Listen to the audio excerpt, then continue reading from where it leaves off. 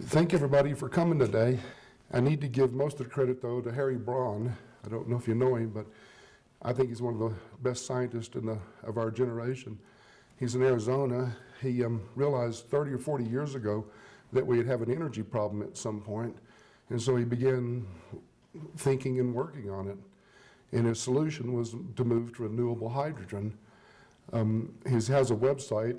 I guess he's still alive. I haven't had the internet in a number of years, so I haven't been able to keep up with him. But he has an internet site. I think it's phoenixprojectfoundation.us. And he has a number of solutions for different problems that faces. His original solution was just to make a bunch of windmills that was off the coast of like California, out of sight, and would be making electricity and then shipping it in. And one of his innovations was to use the hydrogen that would be produced to run in the same pipe that you put the electricity through. And that way all the transmission would be at superconducting and there'd be no loss of energy. And in fact, New York City uses this now underground, and they use nitrogen, not hydrogen, but in all their main power lines, they've replaced them with these nitrogen-filled systems so there's just no loss of electricity in their big lines. So that was one of his inventions, and almost everything I'm going to tell you today was his idea, although I've added a few things of my own, I think, to make it a little more complete. The basic idea is just the equation that this is essentially an infinite system. There's a finite amount of water on the planet, but the production of hydrogen is an infinite thing. You just take water, a little bit of electricity, it breaks it apart into the oxygen and the hydrogen. You collect them separately, you burn them or use them in whatever method. We'll go through a number of methods today, but you recombust the chemical energy out of it, and you have the same water left over that you started with. So that process can be infinite in its process. So one of the first things I would like to discuss is probably the very biggest problem of all, and that's power plants and the generation of electricity on the grid so that it's constant and always there. I saw in the news the other night, there was a team from MIT and several other major universities saying, oh, we just can't use renewable energy because there's not a cheap battery to store it. There's no way that we can store this energy. But since the 30s, we've known that the way to store renewable energy is by hydrogen. Even in the 30s, some farmers couldn't get gasoline during the different wars, and they've powered their own tractors. They just took a starter off of an old tractor, put a propeller on it, put the two wires into a barrel of water, and then got a balloon to collect the results, which is hydrogen and oxygen, which is a bomb at that point. But then they used that to run their tractors when they couldn't get any other energy. So the method has been known forever, and I don't know why our top scientists in the world don't understand that and realize that hydrogen is a very cheap battery. You just have to build a storage tank large enough to hold whatever amount you want. So one of the problems that we've been facing in our own backyard is a Four Corners power plant. And one of the handouts here is a mechanism for converting the entire Four Corners power plant to renewable hydrogen.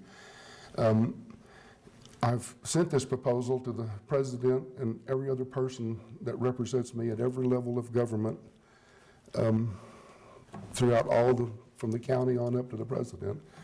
Most of them don't answer, and the ones that do answer, it acts like they haven't even read my letter. I guess they find the word hydrogen in my letter and then go get a stock letter they have that has the word hydrogen in it and send that back to me. I've written the Navajo Nation, I've written PNM, and I've written everybody, and nobody wants to even look at the problem. I've asked the governor on more than one occasion just to hold a conference on moving to renewable hydrogen so that maybe our state could take the lead in this and we could get the economic advantage if we were the first to move. So the whole concept is that I don't have the internet, so I don't know if the calculations are correct, but I calculated that about 40 square miles of solar panels around that plant would produce enough hydrogen day and night to run the thing 24 hours a day to run all 4 generators. And so the process would be something like this, where it would probably take the first one would be very expensive, and it would take a lot of coordination among different people, but I could see Google coming in and providing their knowledge, and I could see some of the solar companies coming in and providing knowledge. And it would all be automated, I think, and very efficient. But the idea would be get the first one going, and it would become an example for the rest of the world at that point of how you could change it. So I would have like a solar factory out there that's actually making the solar panels, and to preserve the environment, I would have drones that went out and mapped everything, and then people are in a nice room designing the system. I would have some large spider vehicles that would go out and plant all the supports for it, and then as the panels were made, might be large spider things that would go out and automatically install them, maybe hundreds of them actually working at the same time, all walking out and just installing the panels. My calculations show they'd have to install something like 15,000 panels a day at 250 watt panels to do the whole project in 10 years. And so what that would do was drive down the cost of making panels. It would drive down the cost of producing all of that. The net result, though, is when it's through, is that the power plants will be devoted to completely hydrogen. So they would never have to buy any more fuel for the power plant, and they would never produce any more pollution. What you would do is, as you started the project, you would power all the vehicles and everything, the factory and everything, off the first hydrogen made. And so everything would be made totally clean. And then you would just start injecting into one of the generators, into the boilers, hydrogen. The more hydrogen you inject, the cleaner the process of the burning is.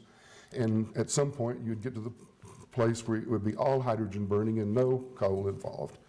Then after those generators wore out, the ideal system is moved to gas turbine generators, where you don't boil water at all. All you do is like a jet engine. You burn the hydrogen directly in a gas turbine, and it produces the electricity straight from there.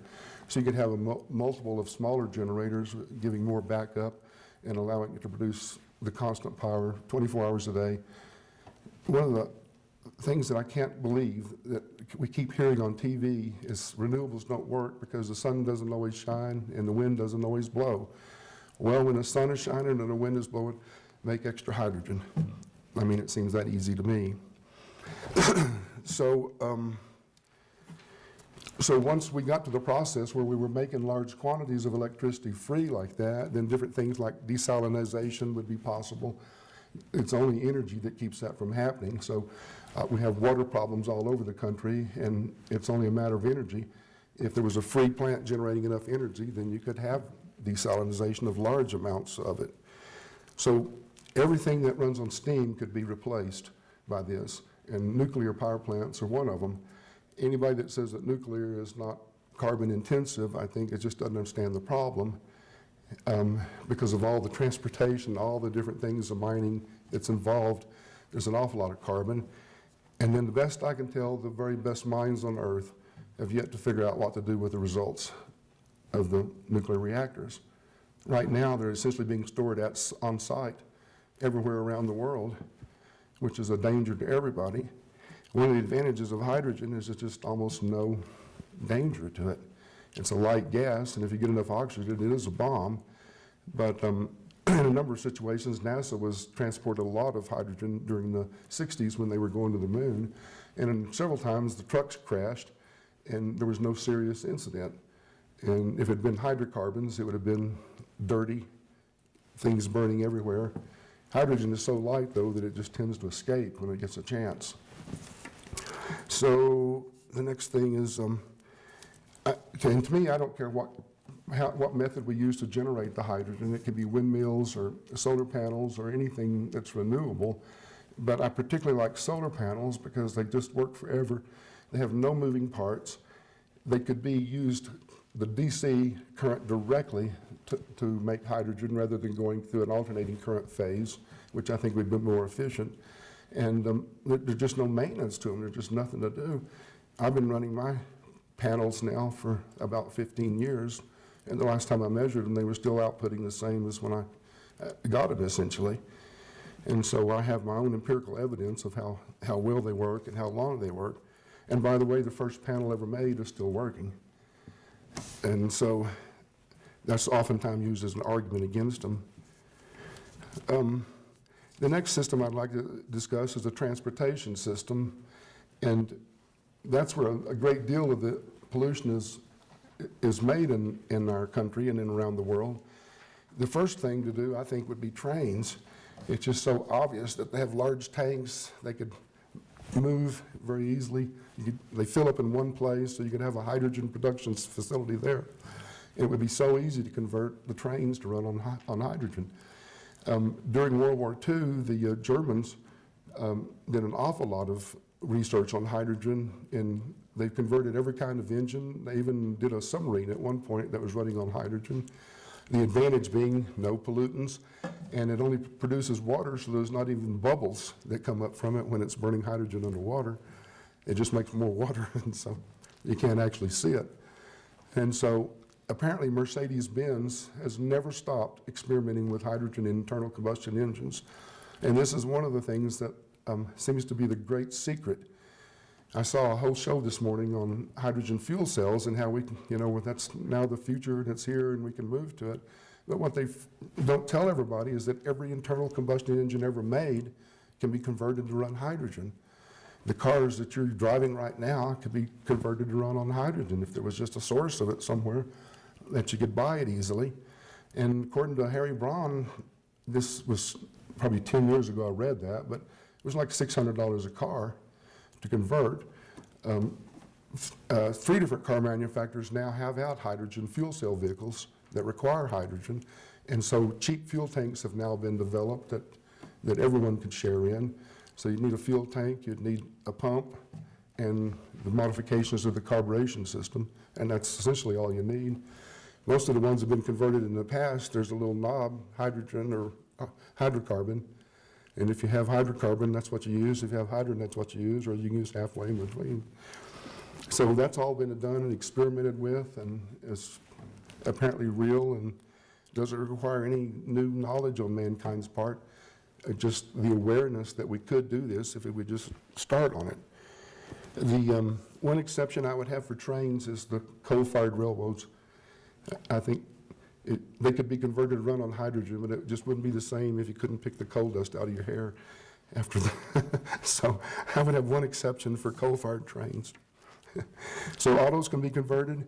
In the 50s, a 707 one engine was converted to run on hydrogen. And so jet engines work perfectly good on hydrogen. It's probably the biggest problem because you just can't put a fuel tank on top of the plane, and hydrogen is tough to store right now. We can't store it in odd shapes like in the wing where they store fuel. So Harry Braun just suggested that we put 2 doors on the front of the plane and you put a big hydrogen tank between the pilot and the passengers, and then nobody would get up front that way. And you could convert a plane by losing a few seats, then it would run on hydrogen from then on. And then that's one of the things that would have to be worked on. There's some evidence that we can store hydrogen in solids, and there may be a way of making special solids that would fit into the wing tanks at some point, but that is something that would have to be discovered. And most of my life, been a big fan of NASCAR and racing, and I wish they would take the advance on this and convert theirs to run on hydrogen. Unfortunately, they're all sponsored by fuel companies, but one of the disadvantages of hydrogen, it is under extreme pressure and cold temperature, and so you can't, just like on gasoline, you can't just throw a tank in there and let gravity feed it. It has to be a very positive, and it probably takes 5 minutes to fill up a vehicle, so that's something NASCAR would have to work out. But I watched the program this morning. They're showing there's 50 hydrogen stations in California right now because they're encouraging the hydrogen fuel cell vehicles. So it's a common practice. You can do it right now. Hydrogen is made there, and there's nothing keeping us from doing it. The next thing I'd like to discuss is that I would like to see it go everywhere. I'd like to someday see a little camping outfit. You have your little solar panel and you make your hydrogen for your fuel stove, and have a little maybe compressor that helps you compress it, and you go on a 2-week. And if you did that, then you could use fuel cell batteries, which instead of batteries, you just add hydrogen to it. You don't have to charge them. You just put a little bit of hydrogen, and then it's a battery, a fuel cell that would just run your flashlight. So that would probably last among things. Another thing is there should be some amount of home production of this. I'm going to suggest at some point that every house in Los Alamos have solar panels on it. People could make their own hydrogen, wouldn't have to worry about it unless they was going on a trip. And also, natural gas is the most clean burning of the hydrocarbons, and would probably be the last to be replaced. But if you was making your own hydrogen, it seems like it'd be very easy to inject that hydrogen into the pipeline, which would make the natural gas more efficient and make the whole process more efficient and save you money. Because every hydrogen you make on your own, after your equipment is paid for, it never costs you again. The next thing I'd like to discuss is like third world countries. Our county council recently spent $50,000 to come up with a new slogan, and it was to live exponentially, make sure there's nothing left for the poor or the future. And I went to him one day and I talked to him and I said, you know, what's important for humanity is to learn that we need to change reality, not change the appearance of reality. By making a new slogan, you're trying to just change the appearance. It's like changing the flags on Main Street.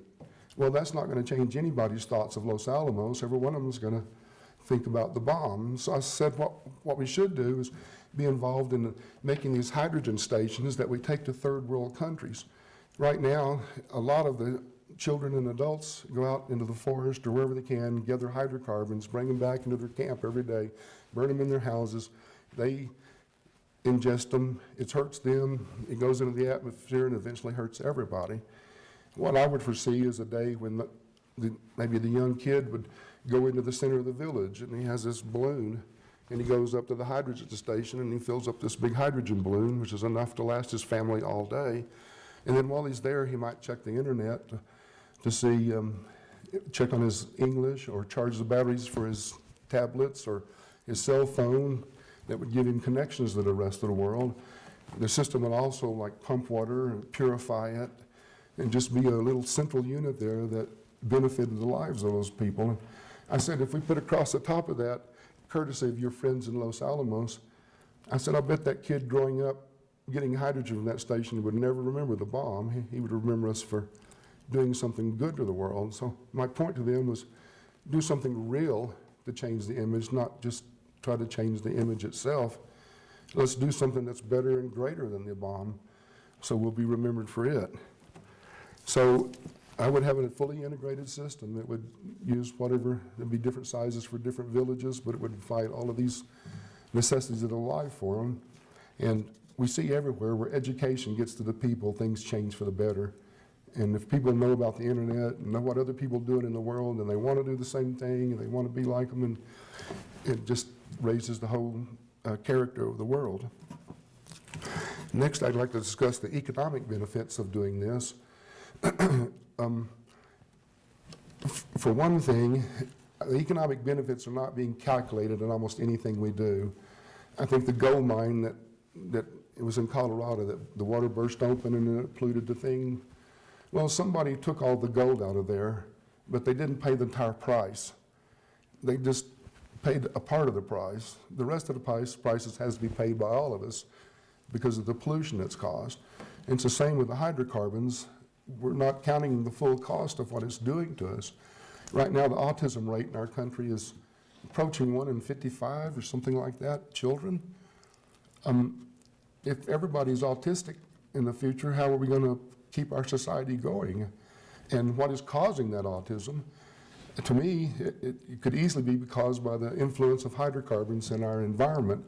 There are studies that show that maybe every cell on the planet has 200 to 250 chemicals in it that didn't exist before mankind started our industrial revolution. That our pollution is virtually hit everything on the planet. So we're not counting the full cost. Moving to a hydrogen would be probably fairly expensive for the infrastructure at first, but then the benefits and the total cost would be measurable and would be good for mankind, not costing us over decades. And then one of the things, if we did move to hydrogen and everybody knew about it, then all the little mom and pop shops around that have an automotive thing could begin converting all the cars. That would be such a tremendous boost to the economy. That would probably be several million jobs. It would be clean jobs. It would be beneficial to mankind. More people would start producing hydrogen. One of the things I've thought is we could, cover all the houses in Los Alamos with panels. And since everybody can't afford it, there's people here who have extra money, and they invest it maybe in the stock market or CDs or something. To me, an investment in the stock market is, I don't think it's real. I mean, you're investing in, I think this stock is going to do good, but you're not actually giving it to that company to see if they can make a better product or something. You're just guessing. Whereas if you invested in solar panels and hydrogen, we know that for the foreseeable future, people are going to need energy. And we know that for the foreseeable future, it's going to provide energy. So however long you have to make the amortization on it, there is some amount that sooner or later it pays for itself, and then it begins generating free from that point on. That seems like a great economic benefit. And it's my opinion that the last few wars we've been in have been over oil. Just, simply because we thought we needed the oil and we thought they had it.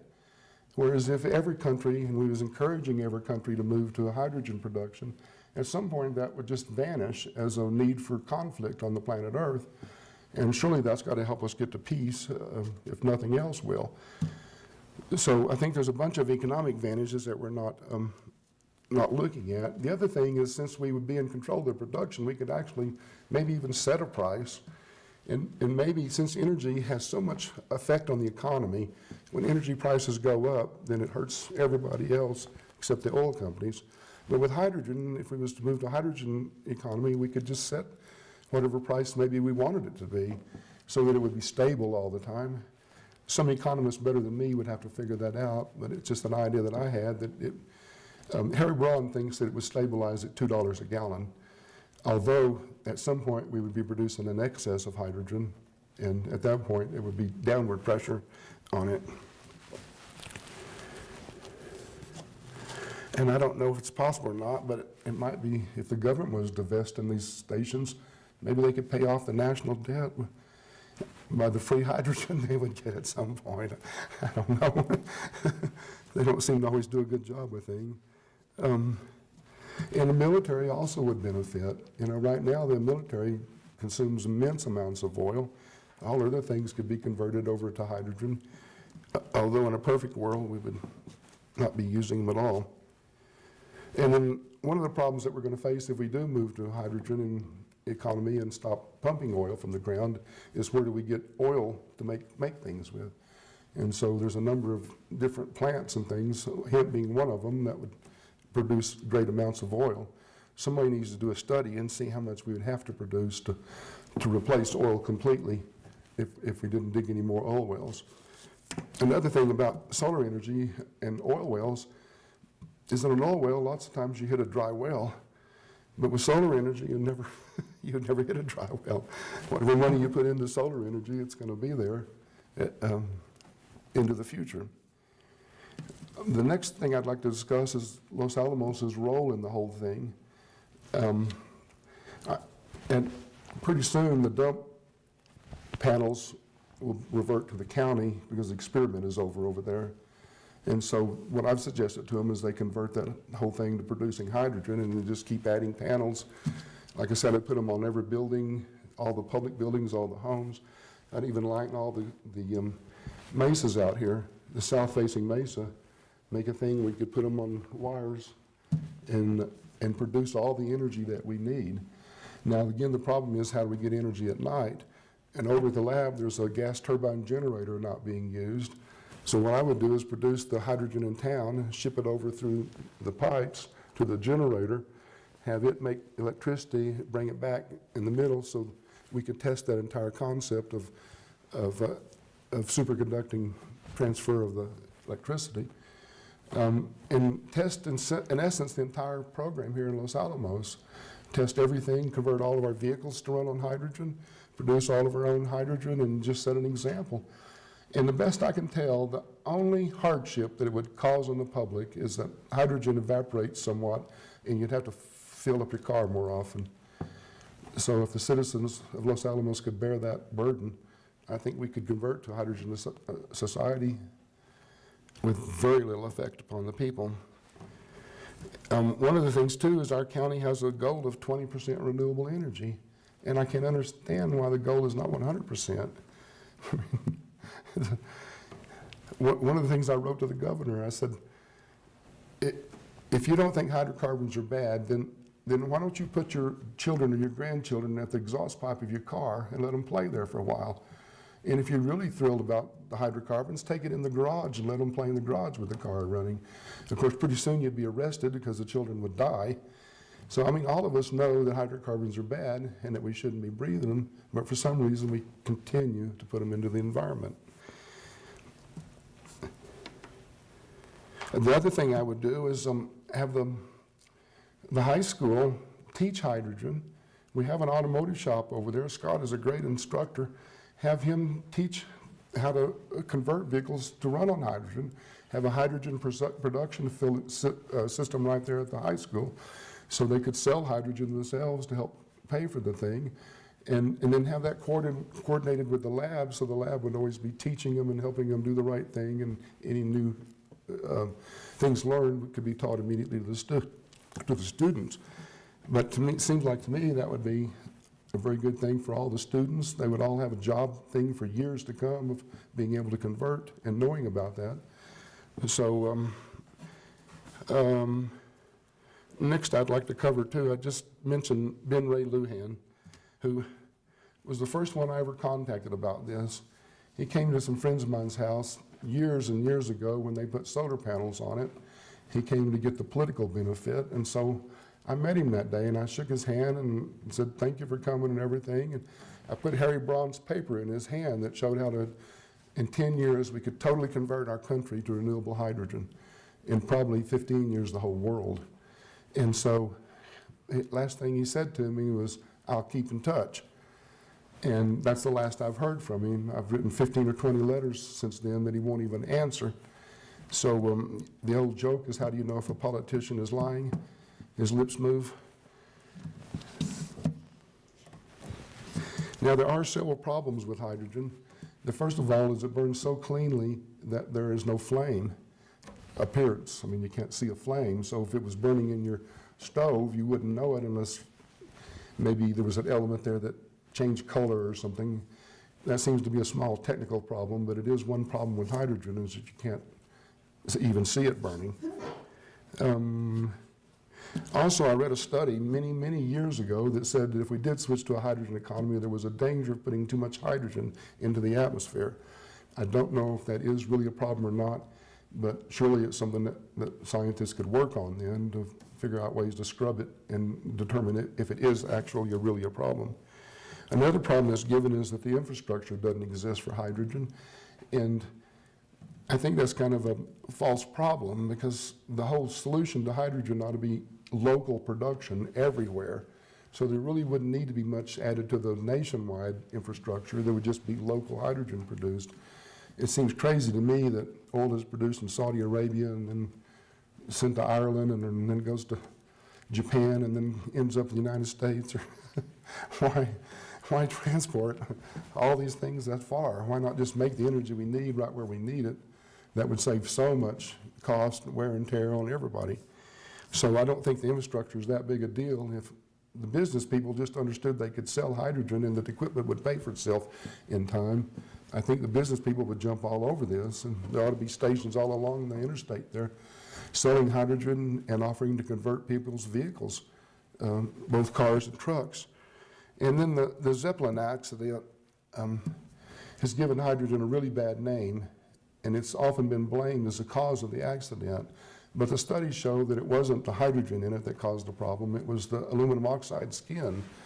The skin was made in panels like this.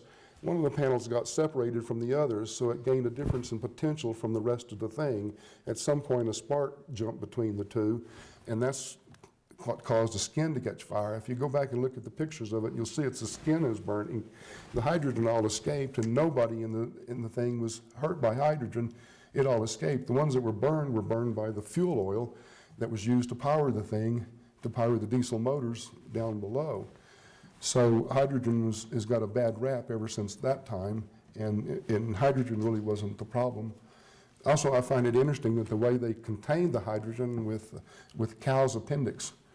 They found out that a cow's appendix is impervious to hydrogen, and then if you wet them and do them right, they stick together, and so they made these gigantic bags. I think it took several thousand cows to make a Zeppelin. And then the last thing I'd like to talk about is the lab doing research on all of this. God, we've got such a wonderful institution over here that could be doing so much to help the world, and right now doesn't have the best reputation.